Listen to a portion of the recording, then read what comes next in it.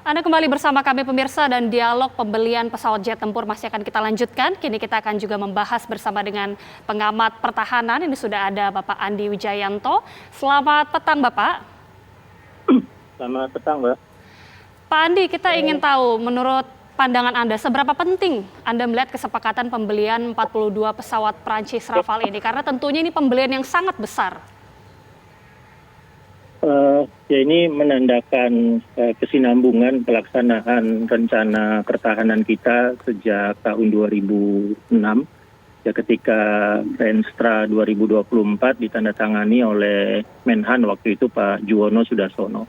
Nah, saat itu dihitung bahwa untuk mempertahankan ruang udara Indonesia yang seluas Amerika Serikat, seluas cakupan ruang udara NATO, kita butuh 10-12 skuadron tempur.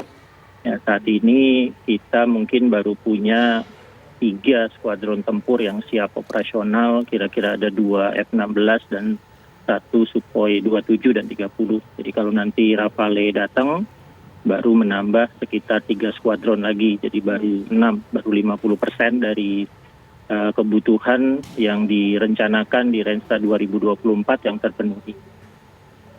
Oke, artinya sifatnya ini untuk menggantikan atau justru untuk menambah Pak Andi? Rafale ini menambah. Kalau yang menggantikan kita dulu menghilangkan pesawat F-5, lalu di masa Pariamisa direncanakan akan diganti oleh Sukhoi 35, tapi tidak terjadi kesepakatan, terutama kesepakatan imbal dagang dengan Rusia. Lalu kemungkinan F-5 ini yang akan nanti diganti oleh F-15 EX dari Amerika Serikat.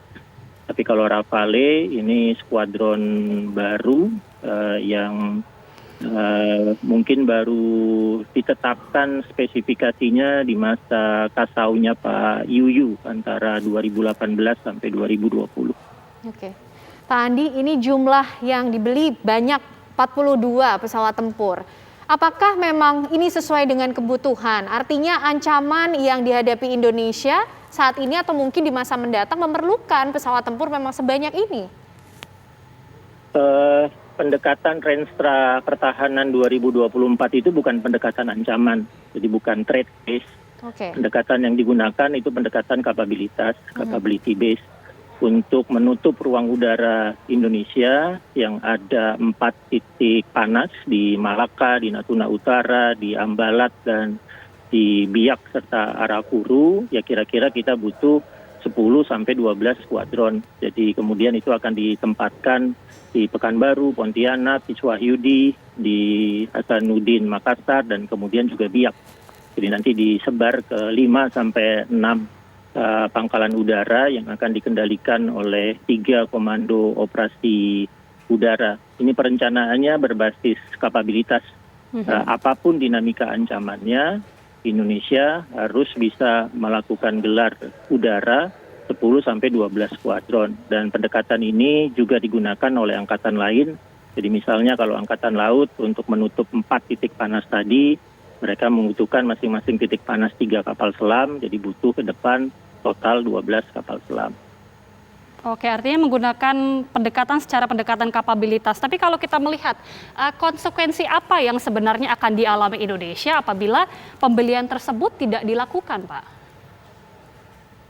Ya tadi dengan ruang udara seluas NATO Amerika Serikat, kita tidak bisa mengamankannya dengan hanya kemampuan tempur mungkin sekitar 2,5 skuadron tempur gabungan antara F-16 dan Sukhoi 2730 yang adanya di Makassar dan di Magetan. Ya kalau ada yang menerabas ruang udara kita di Biak, ada yang menerabas ruang udara kita di Natuna Utara, maka relatif tidak banyak yang bisa dilakukan oleh Angkatan Udara untuk menegakkan kedaulatan di ruang udara kita. Ya, jarak tempuhnya jauh sekali dari Makassar misalnya ke Natuna Utara atau dari Makassar ke Biak atau ke Arafuru. Dan kita hanya punya 2,5 skuadron yang memiliki kesiapan tempur katakanlah 100%. Jauh di bawah standar minimum yang dibutuhkan oleh Angkatan Udara untuk mempertahankan ruang udara kita. Ya, dan kenapa yang dipilih Rafale, Pak Andi, dari Perancis? Yang saya amati ketika Pak Prabowo menjadi Menhan, Pak Prabowo kemudian fokus untuk 4 jenis pesawat tempur. Yang satu sudah jalan, hanya ini produksi bersama dengan Korea Selatan. Jadi program KFX, IFX, nanti mungkin prototipe pertamanya sekitar tahun 2026-2027. Lalu Pak Prabowo mencoba Euro Typhoon dengan Austria, tapi tidak tersedia yang baru dan tidak ada kemungkinan Eurofighter, itu konsorsium Eropa, untuk memindahkan fasilitas perawatannya ke Indonesia, jadi itu di drop, lalu pindah ke Perancis, ke Dachau, mendapatkan kesepakatan, tidak hanya kesepakatan pengadaan Rafale, tapi juga kesepakatan offset untuk industri pertahanan, termasuk mendirikan nanti fasilitas pemeliharaan di Indonesia kerjasama dengan PT.DI, dan yang sekarang masih ditunggu persetujuan dari Kongres tentang pengadaan F-15EX yang oleh Kemlu Amerika Serikat tanggal 10 Februari sudah disetujui, dan F-15EX yang untuk Indonesia itu di Kemlu Amerika Serikat sudah berubah menjadi F-15 IDIQ. Oke, Pak Andi bisa ditahan dulu karena juga sudah bergabung bersama kita anggota Komisi Pertahanan atau Komisi 1 DPR RI, Bapak Dev Laksono. Selamat petang, Bapak. Selamat sore, bagaimana kabarnya? Ya, Kabar sehat. baik, Bapak. Pak, kita ingin tahu juga bagaimana pandangan Komisi 1 melihat pembelian Ya. yang cukup fantastis. Ada 42 jet tempur yang kemudian dengan harga yang tidak murah ya, Pak. Ini besar sekali. Seperti apa pandangan Komisi 1? Ya, ya, karena kami melihat sendiri kondisi pesawat tempur Indonesia, memang pesawat yang pengganti itu sudah sangat dibutuhkan untuk menggantikan Skyhawk ataupun F-15 yang ada, itu karena mereka sudah pesawat tersebut sudah cukup berumur. Nah, kan tapi yang harus dipertimbangkan dengan benar-benar itu masalah kemampuan ekonomi kita ke depannya itu, karena ini kan jumlah yang besar.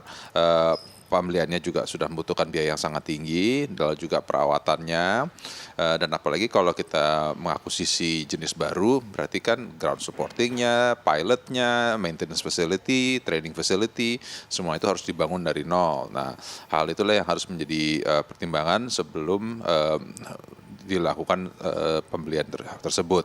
Nah, kita sih pada dasarnya sih sepakat untuk ada pengadaan pesawat tersebut. Nah, cuman yang kita harus perhatikan benar-benar itu adalah satu, ya kemampuan ekonomi kita juga. Terus kedua juga kalau kita sepenuhnya bersandar kepada negara-negara Barat, bagaimana bila misalnya terjadi kondisi seperti tahun 98 yang dimana kita diembargo secara masif. Nah, hal itu juga yang harus jadi pertimbangan agar jangan sampai angkatan pesawat tempur kita menjadi lumpuh hanya karena embargo akan spare partnya gitu.